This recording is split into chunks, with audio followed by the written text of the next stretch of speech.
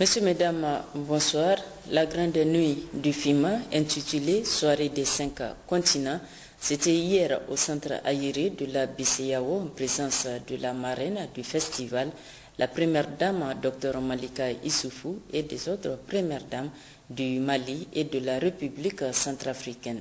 Cette soirée riche en couleurs a été marquée non seulement par la présentation des résultats des concours jeunes stylistes et top modèles, mais aussi par le défilé des créateurs de renom, Mohamed Soumana et Salamatou Amadou Djibo. C'est Michael Kra, un nom, une griffe, créateur de bijoux et d'accessoires, président du jury du concours L'Afrique est à la mode de la 9e édition du FIMA qui a introduit la soirée de grands défilés avec les résultats pour les jeunes stylistes FIMA, dont cette édition célèbre le grand créateur Patiou. Nous allons commencer par le numéro 3, qui est la Côte d'Ivoire, représentée par Daros Omar Koulibaly. Le numéro 2, Cameroun, présenté par Parfait Moba. Et le numéro 1, Bénin, par Sonia Dabala. Alors, nous allons dès à présent accueillir... Le premier prix, chèque d'or, promotion Patio, est remporté par Sonia Damala du Bénin. Elle reçoit un chèque de 5 millions de francs CFA de la part de l'UEMOA et plusieurs autres cadeaux. La particularité de cette jeune styliste est la broderie faite main de perles sur tout type de matière. Le thème de sa collection est le langage des perles. Pour le concours Top Model, Andam, c'est avec émotion que la Camerounaise apprend qu'elle remporte le premier prix, promotion Kachouchanian, et en homme, c'est le Ghana qui est à l'honneur. La marraine du FIMA, la première dame du Niger, Dr Malika Mamadou Issoufou, a été aussi à l'honneur avec un cadeau que lui a dédié un jeune artiste nigérien. Un jeune peintre. Amadou, il est où? Il est arrivé de Côte d'Ivoire avant-hier. Il m'a prévenu. C'est sa contribution aussi pour la paix dans le monde.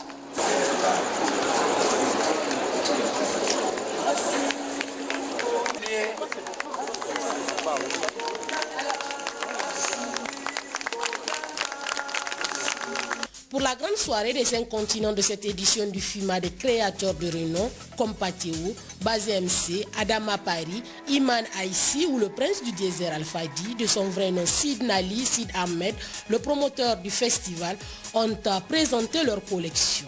Des collections qui redessinent et réinventent l'esthétique de l'Afrique avec des compositions dont les formes, les matériaux et les tissus sont des tableaux qui traduisent le corps et l'âme du continent. Et aussi, c'est une réponse au thème du FIMA 2013, la créativité au service de la paix, explique la ministre du Tourisme et de l'Artisanat. J'ose espérer que votre présence ici permettra de faire retentir à l'Afrique tout entière et au reste du monde le message du Festival international de la mode africaine, qui est de celui de la paix consolidée, de la solidarité dans le cadre de notre combat pour une place honorable sur l'échiquier international, non seulement en termes de reconnaissance de nos talents artistiques, mais aussi en termes de reconnaissance des valeurs économiques réelles de nos produits. Nous nous réjouissons de la tenue à Niamey de cette 9e édition du Festival international de la mode africaine pour montrer à la face du monde que la destination touristique Niger est fréquentable. La paix et la sécurité sont définitivement de retour, a-t-elle conclu. Composante majeure d'une identité culturelle, la mode aujourd'hui permet aux stylistes africains d'être fiers car elle favorise la paix. Les 5 continents sont venus. Il y a eu des créateurs américains, des créateurs français, des créateurs japonais, hindous, pakistanais, pour essayer de montrer qu'ils aiment le Niger. Je voulais aussi démontrer que la paix est là. Il n'y a pas de problème chez nous. Il faut que les touristes, il faut que les étrangers qui sont internationaux viennent visiter notre beau pays. Et je suis fier par rapport à ça. La 9e édition du FIMA dans les Lampions se sont éteints est soutenue par la Fondation Tatali Iyali, présidée par la première dame, Dr Malika Issoufou, car ce festival de la mode africaine vise à renforcer le partenariat pour la paix, le dialogue et les échanges entre acteurs. Le FIMA 2013, c'est aussi de la musique avec la diva Aïcha Kone et Passy. Autre événement, la conférence internationale sur les médicaments contrefaits dont les travaux se sont ouverts ici même à Niamey le vendredi dernier et qui a pris fin hier après-midi au Palais des Congrès de Niamey en présence de plusieurs personnalités de référence dans le domaine scientifique et médical. Entre autres, on peut citer le professeur Gentilini, président d'honneur de la Fondation Chirac.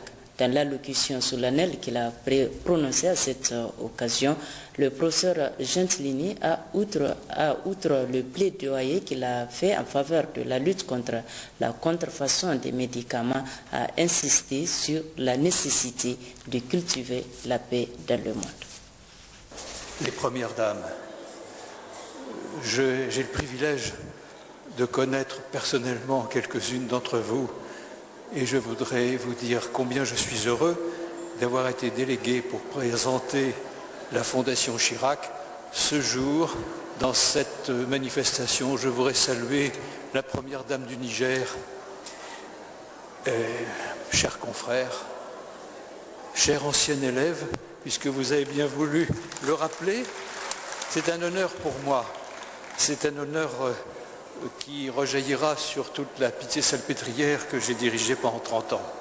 Le regard que je porte après 84 ans et demi d'existence sur cette terre, c'est que ça ne s'arrange pas tellement et que je devrais rappeler devant vous, Excellences, Mesdames et Messieurs, qu'il y a 1 milliard d'affamés, 1 milliard d'assoiffés, 1,5 milliard à 2,5 milliards de gens qui n'ont pas d'assainissement, qu'il y a eu 30 millions de morts par sida, qu'il y a chaque année au moins 1 million de morts par paludisme, au moins 1,3 million morts par tuberculose, et qu'il y a 500 000 femmes chaque année qui perdent la vie en tentant de la donner. Tout cela vaut que nous nous mobilisions et que vous parveniez à un accord, à un appel. Je vais être bref, parce que vous êtes fatigués par une longue matinée, mais je voudrais dire que l'appel de Cotonou, qui a marqué les esprits dans le domaine de la lutte contre les faux médicaments, l'appel de Cotonou a été lancé par des chefs d'État. Échec. Alors aujourd'hui, la déclaration de Niamey, j'espère qu'avec les premières dames, elle permettra une relance de l'action contre les faux médicaments. Je ne suis que le modeste représentant de la Fondation, et si j'avais su que je me trouvais devant cet auditoire, j'aurais conseillé encore une fois au président Chirac de déléguer une femme plutôt qu'un homme. Enfin, je suis là et je suis heureux d'y être. Mais je suis délégué général à la santé et à la lutte contre les faux médicaments. Donc je suis, Monsieur le Premier ministre, Monsieur le ministre de la Santé, Madame la Première Dame, à votre disposition pour, avec les faibles moyens qui me restent, de lutter, de vous aider là où vous aurez besoin d'un vieux universitaire qui peut encore servir. Je vous remercie de l'attention que vous porterez à la Fondation Chirac. Elle est à votre disposition, elle œuvre pour la paix. Au début de sa séance, le maître de cérémonie a appelé à la paix. Moi, j'appelle aussi modestement à la paix au Mali. Je plaide pour la paix, je ne prie pas tout à fait comme vous, monsieur l'imam, mais je prie pour qu'il y ait une entente dans toute cette région d'Afrique qui m'est particulièrement chère au cœur. Merci de m'avoir écouté.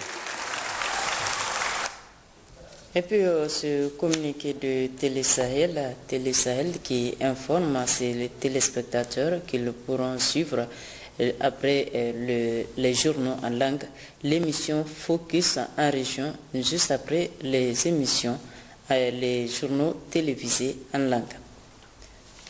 Suite de cette édition, pour revenir toujours sur la conférence internationale sur les médicaments contrefaits, les acteurs et partenaires de la lutte contre ces médicaments ayant pris part à la conférence internationale ont salué cette initiative de la première dame du Niger, Dr Malika Issoufou, avant d'exprimer leurs attentes.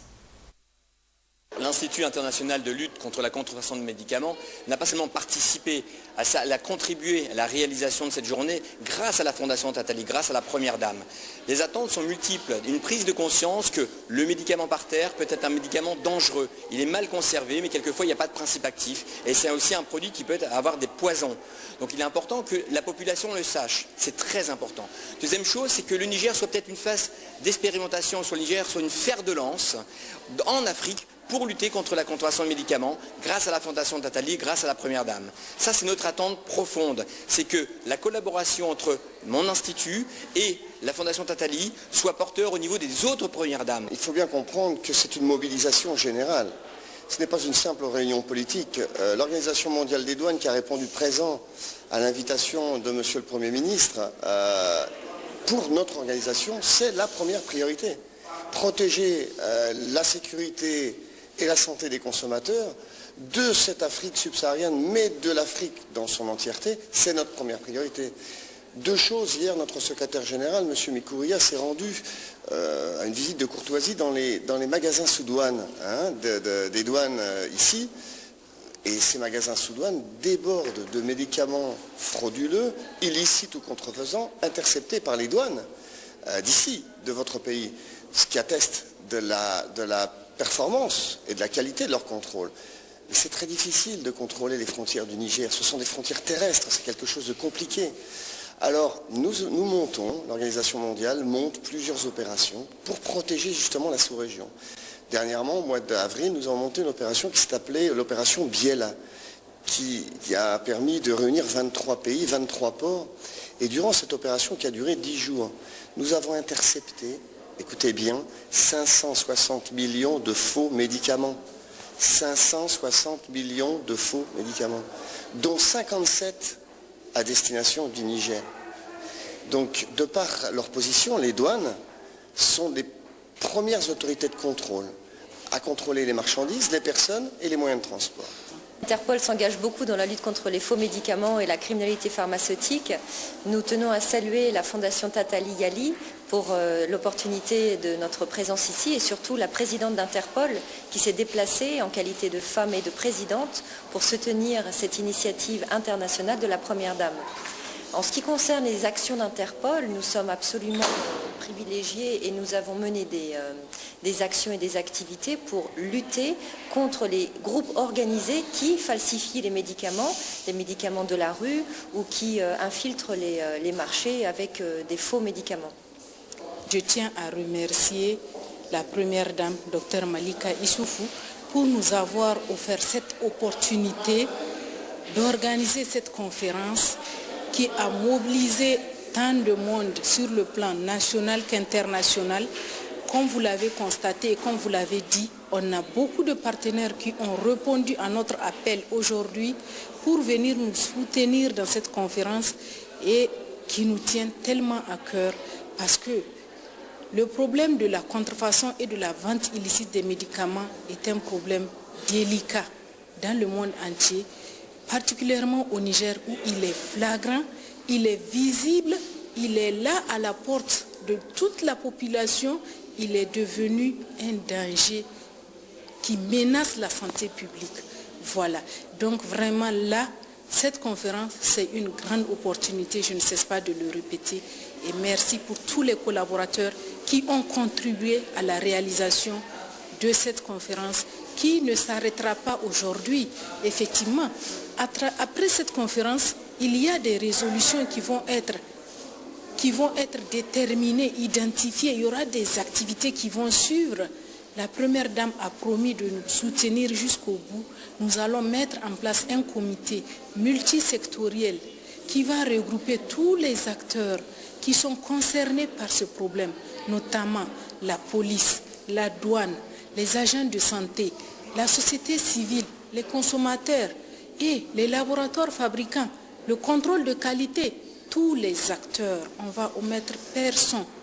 Et tous, on va s'unir pour, à travers des sensibilisations, des spots, des sketchs, des messages, il faut qu'on arrive à bout de ce problème, de ce phénomène, de ce fléau mondial qui est la contrefaçon et la vente illicite des médicaments.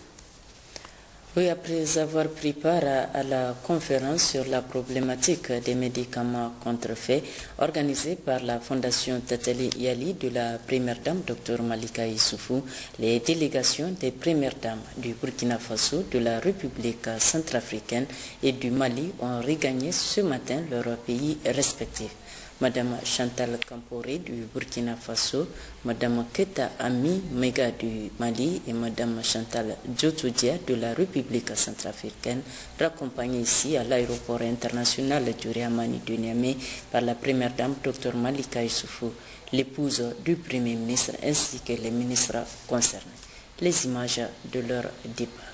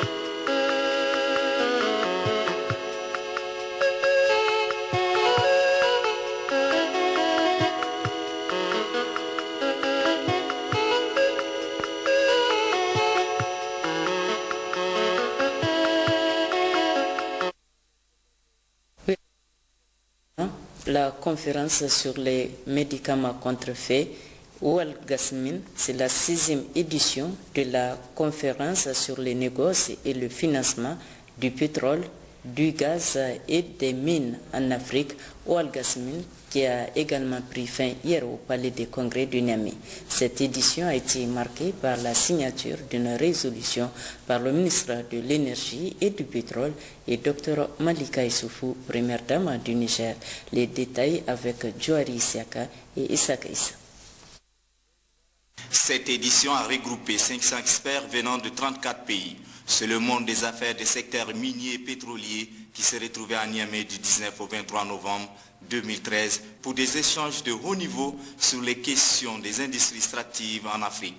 Le Niger, 4e producteur mondial d'uranium et producteur de pétrole depuis 2011, a innové en y ajoutant à cette conférence commerce et financement du pétrole, du gaz et des mines, les défis posés au commerce, l'accès au marché pour les pays enclavés, le cadre juridique et réglementaire et opportunités d'investissement, pour ne citer que cela. Plusieurs thèmes ont été évoqués et discutés, dont une session spéciale à savoir femmes et industries extractives. Des résolutions ont été adoptées. Recommandons la mise en place d'un mécanisme pour stimuler un partenariat entre les centres de formation et les entreprises, y compris locales, afin qu'ils servent d'incubateurs et favorisent l'acquisition des compétences requises sur le plan opérationnel. Recommandons de valoriser le rôle des femmes dans le secteur extractif et de les intégrer et de les soutenir davantage dans leurs engagements et de favoriser la promotion des diplômés à des postes de responsabilité. Recommandons l'accès aux femmes à des sources d'énergie efficaces afin de pallier aux impacts néfastes sur la santé et sur l'environnement. Demandons à la communauté internationale, et en particulier à la CNUSED, de faciliter la mise en œuvre et le suivi des activités ici recommandées et d'accompagner les acteurs dans la mobilisation des ressources humaines, techniques et financières et d'apporter l'appui requis au forum permanent SCETMED. Une résolution relative à la prise en compte du point de vue de la femme dans l'industrie extractive a été signée entre le ministre de l'Énergie et du Pétrole et Dr Malika Issoufou, présidente de la Fondation Tatali Iyali. M. Foumakoye Gato a rappelé l'importance de cette édition. La problématique centrale qui a structuré les débats et les discussions au cours de ces 4 jours était comment inverser le paradoxe de l'abondance des ressources qui se traduit par le fait que l'Afrique soit si riche en ressources naturelles diverses, mais qu'elle n'en tire pas le maximum de profit de leur exploitation. En effet, l'Afrique est un continent pourvoyeur de matières premières, notamment minières et pétrolières. Elle présente les 3/4 de l'offre mondiale en platine, possède 40% des réserves mondiales d'or et pourvoit 1/5 de la production mondiale d'uranium. Dotée de plus de 10% de réserves mondiales de pétrole et 8% de réserves en gaz, plus de 30 pays en Afrique sont aujourd'hui producteurs de pétrole et de gaz. Pourtant, en résumé, le niveau de développement socio-économique de l'Afrique est loin, très loin, de refléter la richesse de ce continent en ressources naturelles. La conférence de Niamey a permis de mettre en exergue les stratégies susceptibles d'amorcer les changements de paradigme pour une meilleure contribution des industries extractives aux transformations des économies locales et à un développement plus inclusif. Cette 16e édition de la conférence sur le négoce et le financement du pétrole, du gaz et des mines en Afrique, Walgazmine à Niamey, a créé le cadre de discussions pouvant permettre aux industries extractives du continent de se développer. Message du ministre de la Population, de la Promotion de la Femme et de la Protection de l'Enfant à l'occasion de l'édition 2013 de la campagne des 16 jours d'activisme de lutte contre les violences faites aux femmes. Cette campagne qui a pour but de sensibiliser les communautés sur les violences de tout genre faites à la femme et qui constituent des violations des droits humains sera officiellement lancée demain à Niamey. Je vous invite à suivre le message livré par Dr Mekibi Kadidjatou Dandoubi, ministre de la Population. Mesdames et messieurs, il vous souviendra que depuis 2009, la date du 25 novembre retenue par l'Assemblée générale de l'Organisation des Nations Unies pour la Journée internationale pour l'élimination de la violence à l'égard des femmes. Aussi, à l'instar des autres pays du monde entier, notre pays, le Niger, organise la campagne dénommée 16 jours d'activisme contre les violences faites aux femmes. Cette campagne a pour but de sensibiliser les communautés sur les violences de tout genre faites à la femme et qui constituent des violations des droits humains. Cette campagne sera rééditée pour la commémoration de plusieurs journées internationales, notamment la Journée internationale pour l'élimination de la violence à l'égard de la femme, prévue tous les 25 novembre, la Journée mondiale du sida, prévue tous les 1er décembre, et la Journée internationale des droits de l'homme, prévue les 10 décembre. Cette année, au niveau international, le thème de campagne des 16 jours d'activisme contre les violences faites aux femmes est « De la paix à la maison, à la paix dans le monde ». Défions le militarisme et finissons-en avec la violence faite aux femmes. Ce thème cadre parfaitement avec les priorités du gouvernement, ce qui illustre le thème de la campagne nationale, à savoir « De la paix à la maison, à la paix dans nos communautés », je m'engage à ton tour. Mesdames et messieurs, la paix n'est pas seulement l'absence de guerre, c'est une vertu, un état d'esprit, un comportement, une volonté de bienveillance, de confiance, de justice. L'homme paisible, ce n'est donc pas celui qui n'est pas en conflit avec les autres. C'est surtout celui qui de lui-même, parce que sa raison suffit à le convaincre, va cultiver la générosité, la tolérance, le respect de l'autre et le civisme.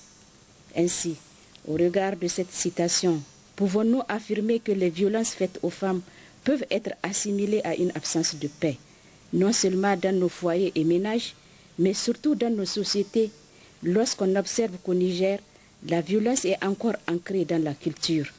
Elle est le résultat de nombreuses années d'apprentissage culturel et se perpétue de génération en génération.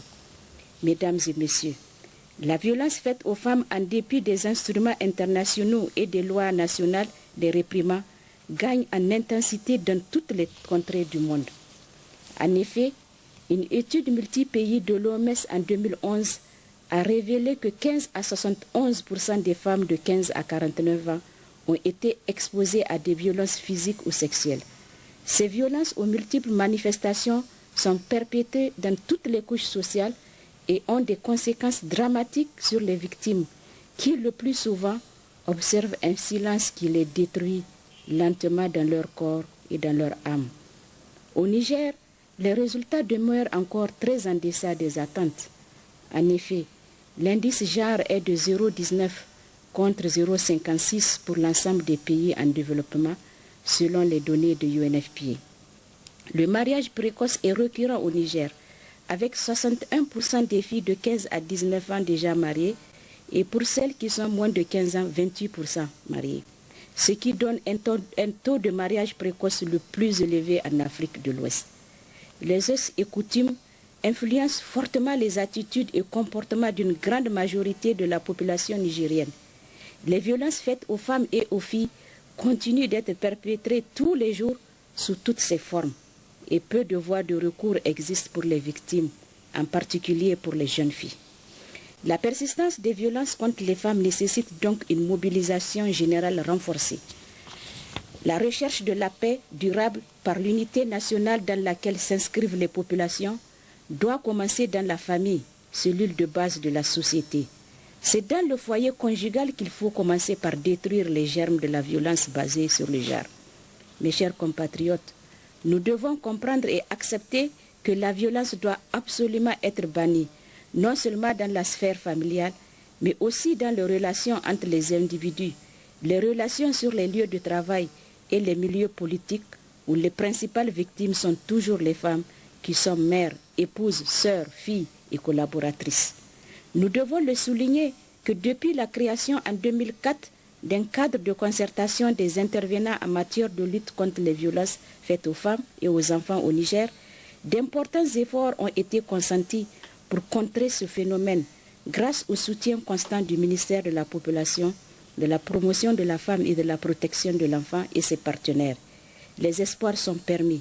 Ils résident notamment dans des actions novatrices initiées et mises en œuvre par beaucoup d'acteurs. C'est notamment le cas des expériences comme l'École des maris, Engaging Men, la campagne Nous Pouvons, pour ne citer que cela. Le gouvernement, pour sa part, en lançant la présente campagne de 16 jours pour l'édition 2013, s'est fixé comme objectif de susciter la mobilisation des différentes couches sociales et des partenaires nationaux et internationaux, dans un contexte de renaissance et d'unité nationale toujours prôné par son Excellence Monsieur le Président de la République, chef de l'État, et du Premier ministre, chef de gouvernement, en lien avec la problématique de la paix et de la sécurité. Mesdames et messieurs, ce combat du gouvernement de la 7e République va aussi se traduire par la réalisation d'actions urgentes, notamment la mise en œuvre de la stratégie nationale de lutte contre les violences basées sur le genre, le renforcement des capacités des centres d'écoute et de référence des victimes, le renforcement de cadres juridiques de prévention et de prise en charge des violences basées sur le genre. Mes chers compatriotes, ensemble, engageons-nous et osons pour une lutte efficace et efficiente contre les violences basées sur le genre au Niger Et comme le dit bien l'adage, c'est surtout parce qu'on n'ose pas que les choses nous paraissent difficiles. La 38e session du Conseil des ministres de la Commission mixte nigéro-nigériane de coopération s'est tenue le 15 novembre dernier à Abuja au Nigeria.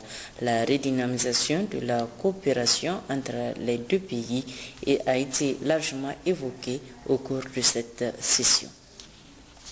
La 38e session du Conseil des ministres de la Commission mixte nigéro-nigériane de coopération s'est tenue le 15 novembre 2013 à Abuja sous la coprésidence de son Excellence Dr Noureddine Mohamed, secrétaire d'État au ministère des Affaires étrangères de la République fédérale du Nigeria, et de son Excellence Madame Sani Mariama Moussa, ministre déléguée auprès du ministre d'État, ministre des Affaires étrangères, de la coopération de l'intégration africaine et des Nigériens à l'extérieur chargés de l'intégration africaine.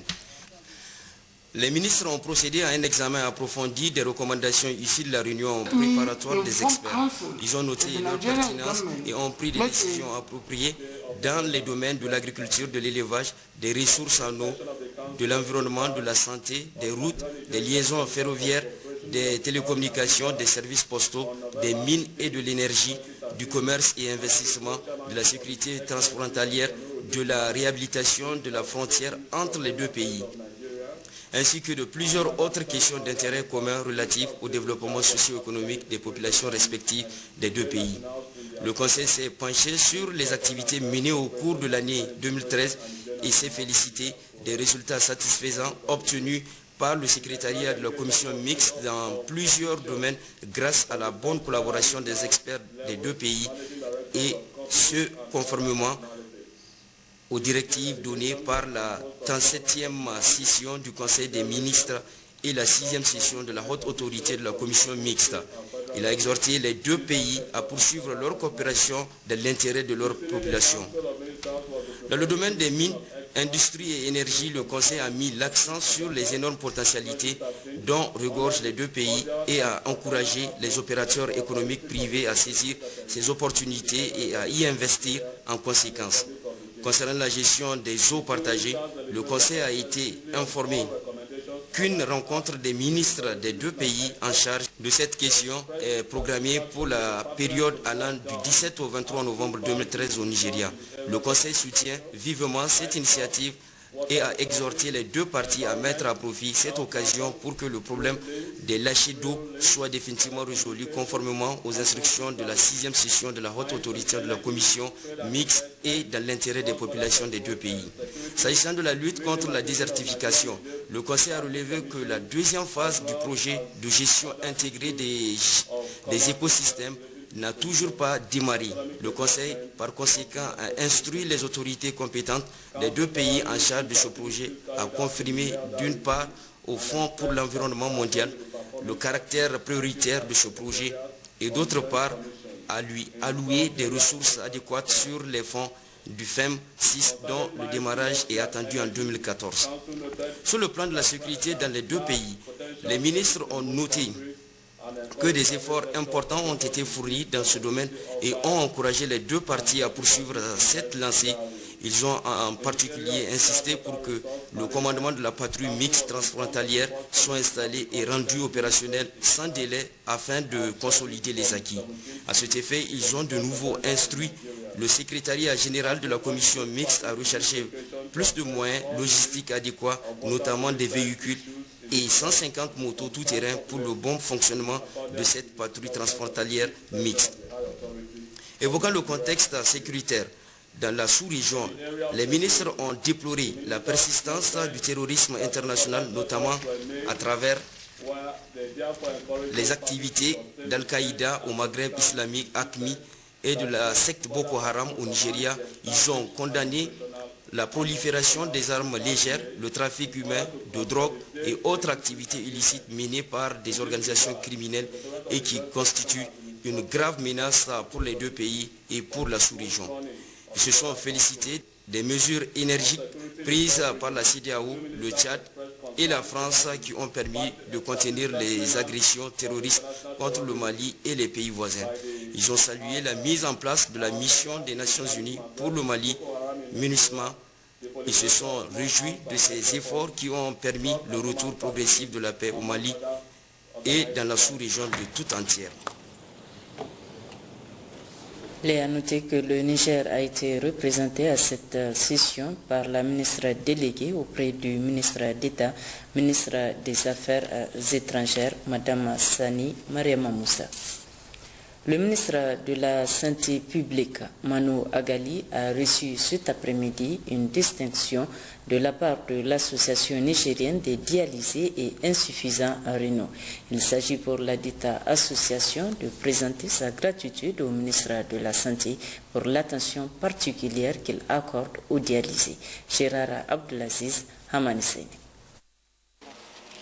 C'est des mains du plus ancien malade du centre de dialyse, mais aussi l'un des plus jeunes des dialysés, Marou Manirou, aidé par la première infirmière en dialyse, que le ministre de la Santé publique a reçu son témoignage de satisfaction.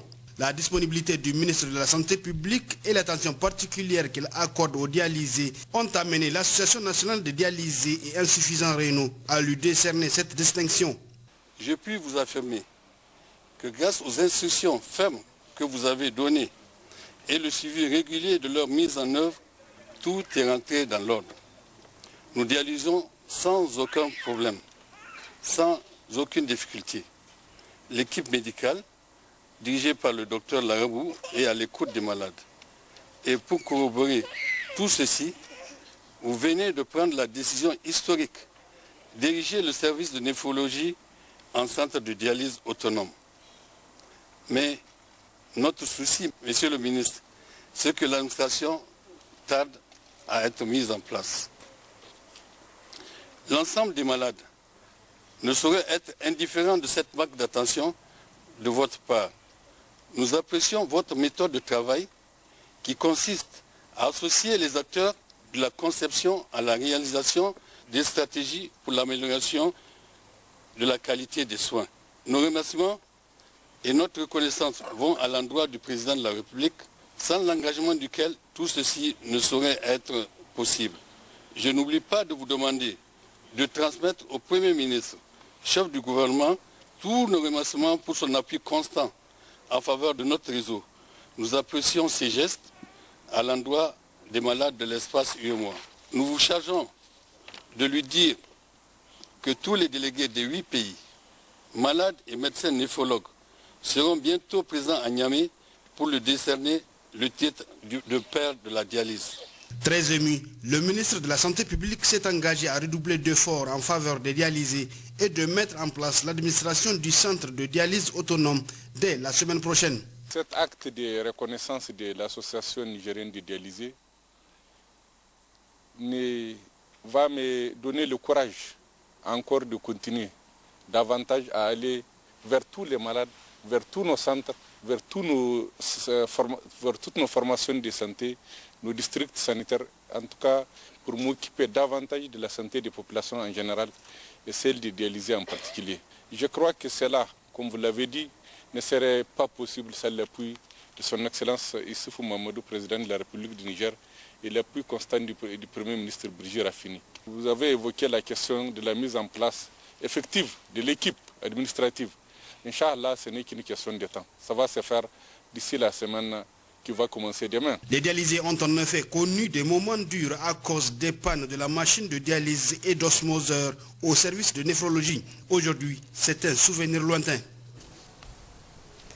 Pour sa part, le ministre de l'Équipement, Ibrahim Nomao, vient d'entreprendre une mission de travail dans la région de Tawa. Il a consacré sa première visite à l'axe Moujia-Ilela Badegishri. La synthèse avec Awa Mamoudou et Lawal Sini. Première étape, le chantier Moujia-Ilela Badegishri, dont le projet conçu pour une vitesse de référence de 5 km/h, concerne 3 communes, Ilela, Badegishri et Tajayi.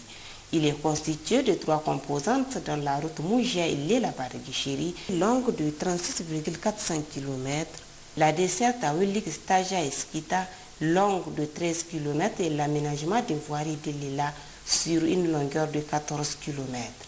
Le ministre de l'Équipement, Ibrahim Nomao, qu'accompagne pour la circonstance le gouverneur de la région de Tawa, Salif Pormo, le préfet d'Ilela, les autorités administratives municipales et coutumières, le directeur régional de l'équipement Mahamadou Maman Mokhtar a visité les travaux dont le niveau d'exécution à la date du 22 novembre est de 49%.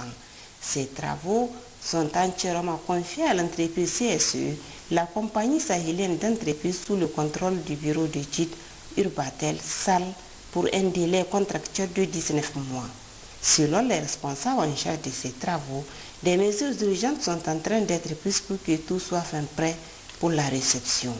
Au vu du retard accumulé dans l'exécution des travaux, le ministre Ibrahim Nomo a donné des instructions fermes pour que l'entreprise en charge de ces travaux améliore son organisation interne, prévenir les ruptures de stock, d'approvisionnement de chantier et multiplier aussi les équipes pour terminer les travaux dans les délais raisonnables. A noter que partout où la mission est passée, Ibrahim Nomo a relayé les mêmes propos car il y va dans le grand intérêt de tous.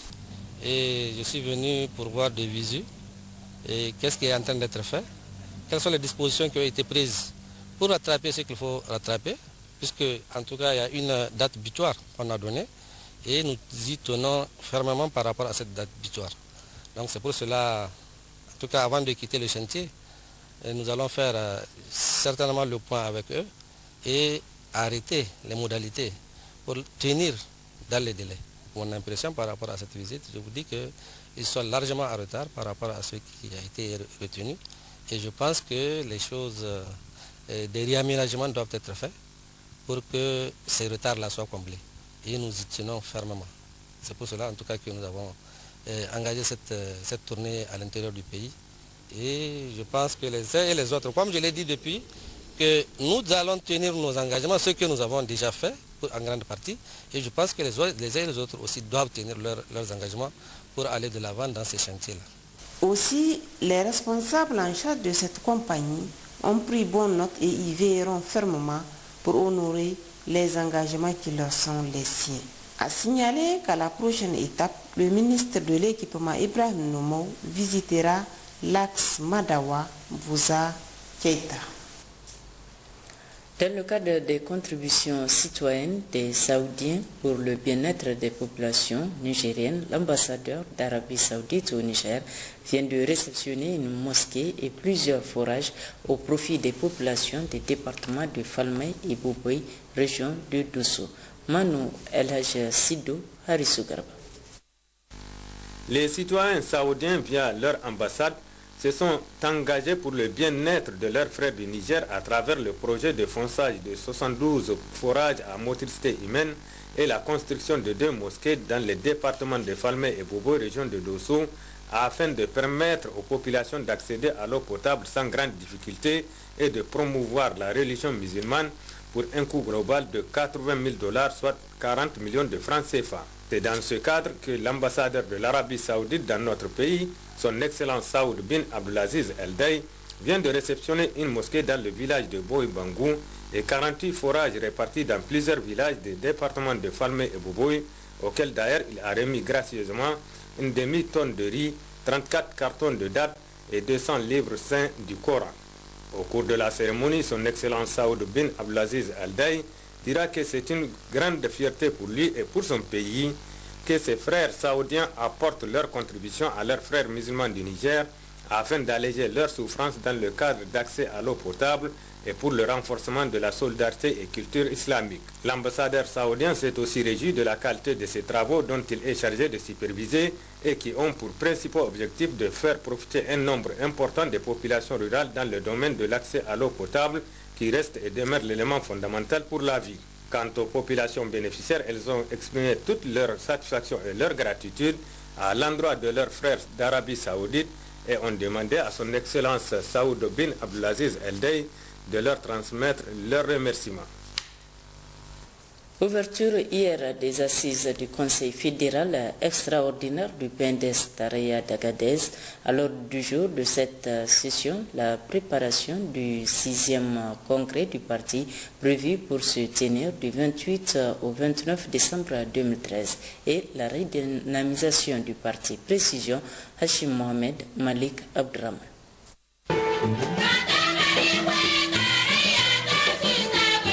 La cérémonie d'ouverture de cette session extraordinaire de la Fédération régionale du PNDS Taraya d'Agadez s'est déroulée hier dans une salle archi-comble. Comme à l'accoutumée, la couleur a été annoncée par l'animation des troupes artistiques, notamment le chant d'ouverture de la célèbre troupe Al-Bishir de Tirozirine et la troupe d'Arlit.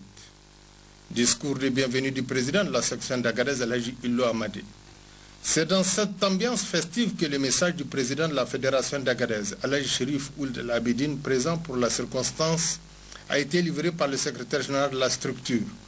Pour Chérif Abidine, le 6e congrès du PNDS Taraya, prévu pour se tenir du 28 au 29 décembre 2013 à Niamey, est d'une importance particulière, car étant le premier à se dérouler après l'arrivée du PNDS Taraya au pouvoir. Outre le bilan attendu de ces assises, le président de la Fédération d'Agadez a exhorté les militantes et militants de Taraya d'assurer pour les échéances futures l'expansion du PNDS dans la région d'Agadez et aller au-delà des résultats obtenus aux dernières élections. Aussi, tout en invitant les délégués venus de toutes les structures des communes du PNDS Taraya de mettre en place dans la quiétude les commissions pour préparer le congrès, Chérif Abidine a réitéré au président de la République, chef de l'État, son Excellence Issoufou Mamadou, et du gouvernement de la 7e République sous l'impulsion du chef du gouvernement, Premier ministre Birji Rafini, le soutien de la Fédération PNDS Taraya d'Agadez.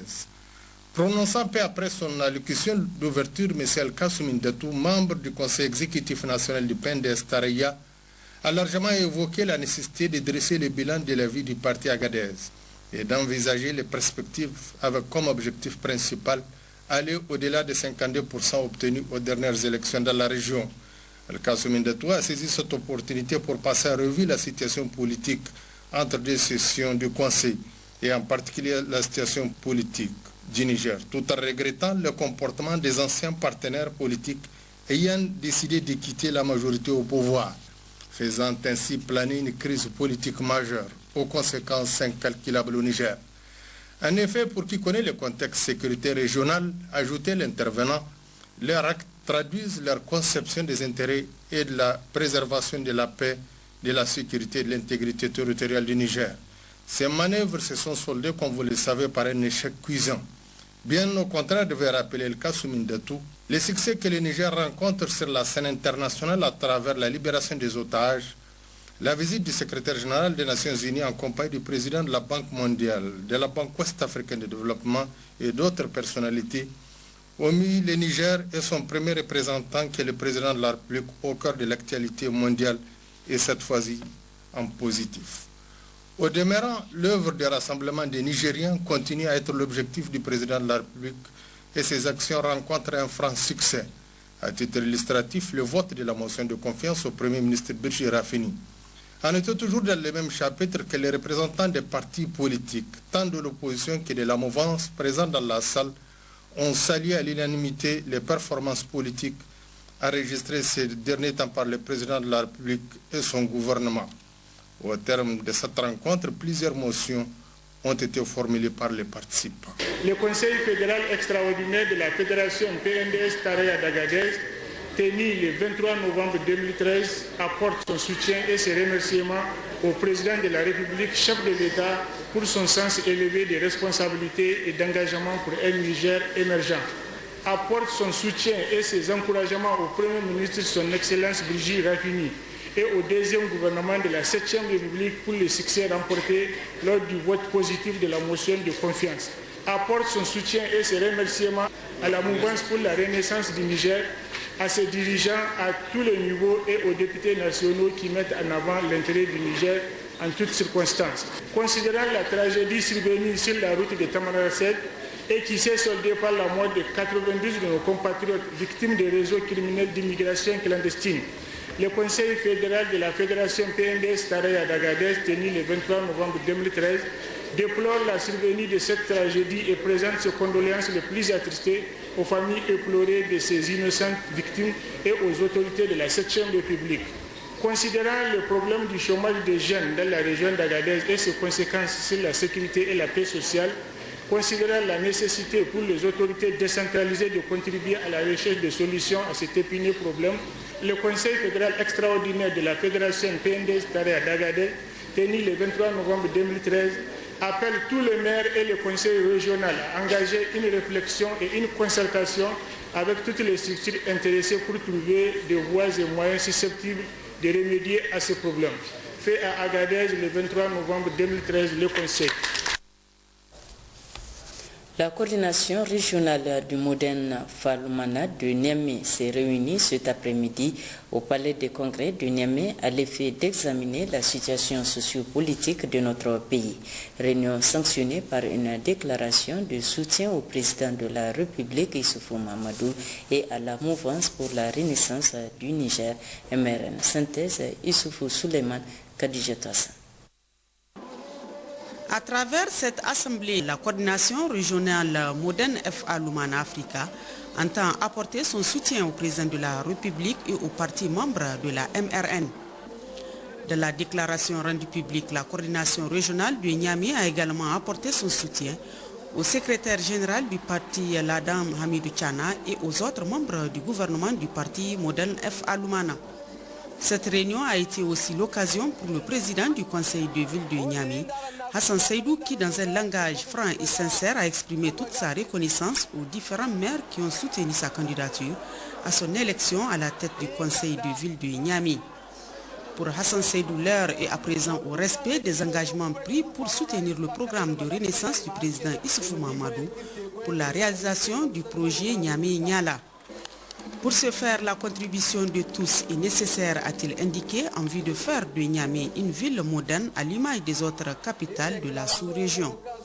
C'est du reste la substance de la déclaration rendue publique cet après-midi au Palais des Congrès par la coordination régionale Lumana FA de Niamey, qui par ailleurs dénonçait certaines manœuvres qui visent à déstabiliser les partis.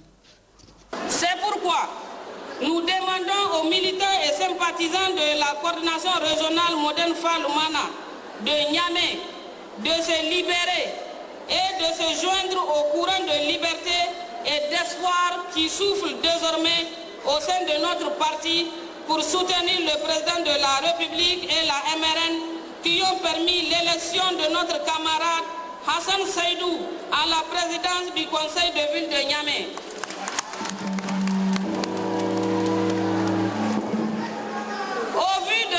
Qui précède, nous, membres de la coordination régionale Modern Falumana de Niamey, considérant les attentes légitimes des Nigériens en matière de développement et de cohésion sociale dans une région confrontée à des conflits multiples, convaincus que la réalisation des aspirations du peuple nigérien passe par la préservation de son unité, la pleine mobilisation de toute la nation à l'œuvre de construction nationale conformément au statut du Modern Falumana de Niamey.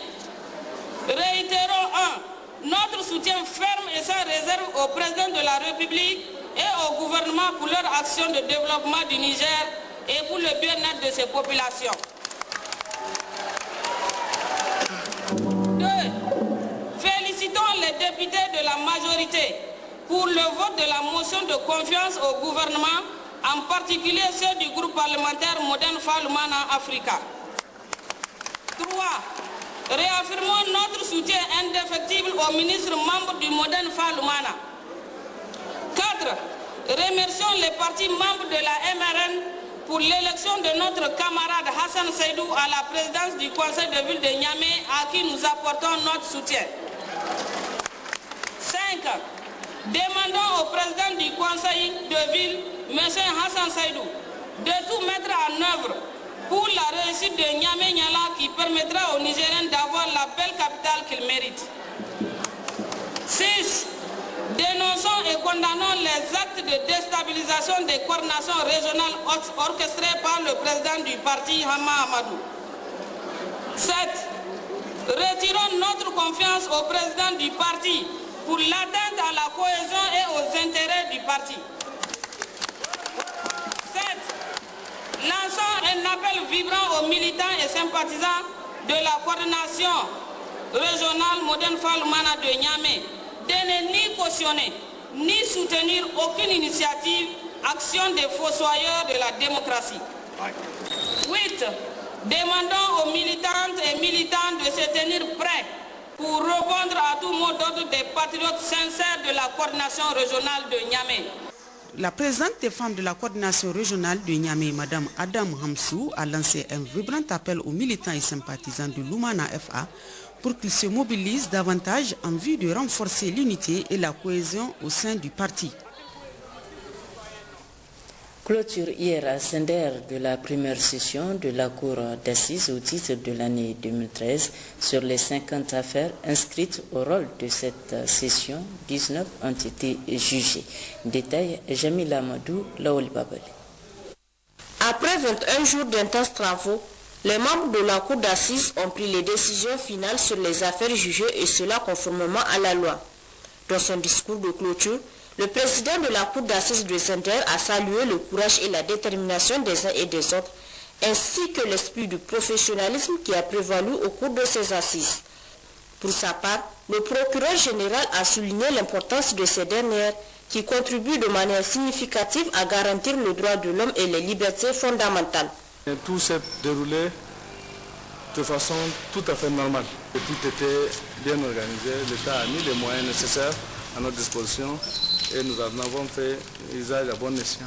Donc je le disais au début, on est parti avec 50 dossiers et c'était pour 3 semaines. Les assises ont débuté le 4 novembre et aujourd'hui le 23 novembre nous avons clôturé.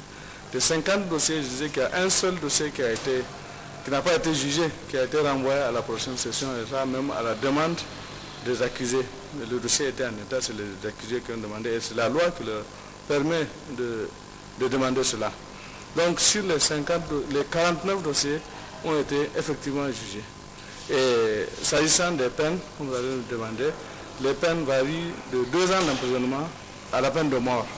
Nous avons prononcé donc 2 peines de mort justement par rapport à cela et à 5 ans d'emprisonnement à vie. Et s'agissant des peines d'emprisonnement à temps, il y a eu 2 peines d'emprisonnement à 30 ans, 3 cas d'emprisonnement à 20 ans, une peine d'emprisonnement à 15 ans et 4 peines d'emprisonnement à 10 ans. Donc le reste, ça va de 2 ans à moins de 10 ans, donc s'agissant du reste. Au Niger, la Cour d'assises qui tire son fondement légal de la loi 2004-50 du 22 juillet 2004 portant organisation et fonctionnement des juridictions à République du Niger est réglementée par les articles 223 à 361 du Code de procédure pénale. Il faut également noter que la Cour d'assises n'est pas une juridiction permanente. Elle a pour mission de juger les crimes qui exposent leurs auteurs à des peines d'emprisonnement à vie ou à la mort, à l'exception des crimes correctionnalisés ou des crimes pour lesquels la loi a attribué la compétence pour les juger à d'autres juridictions telles que le tribunal des mineurs ou le tribunal militaire. À Maradi, clôture jeudi dernier des travaux du forum de lancement du plan de développement régional, un plan qui a eu l'adhésion de tous selon la ministre déléguée à l'aménagement du territoire et du développement communautaire. Compte rendu, Ibrahim Asmiso, Sanoussi Garba. Les rideaux sont en effet tombés jeudi en fin d'après-midi sur cette grande rencontre novatrice de 300 participants environ, un forum d'une importance capitale, cadre d'échange sur la démarche et le rôle de chaque acteur du processus d'élaboration du plan de développement régional PDR. Voici les recommandations qui en sont issues. À l'État d'accélérer le processus de transfert de compétences aux collectivités afin de faciliter l'effectivité de l'élaboration et surtout la mise en œuvre du plan de développement régional de la région de Maradi. De créer les conditions d'une amélioration du processus de consommation des crédits mobilisés pour le financement des différents programmes et plans de développement des collectivités décentralisées. Aux partenaires techniques et financiers de continuer à appuyer le financement du processus d'élaboration du plan de développement régional, d'accélérer le processus de libération des fonds mobilisés pour l'appui au processus de la décentralisation. Au Conseil régional de s'activer pleinement dans la mobilisation des communautés à travers une stratégie efficace d'information, de communication et de sensibilisation pour leur participation effective dans le processus d'élaboration du PDR. Pour la ministre, Mme Ibrahim Bint Foudi, les objectifs assignés à ce forum ont été largement atteints.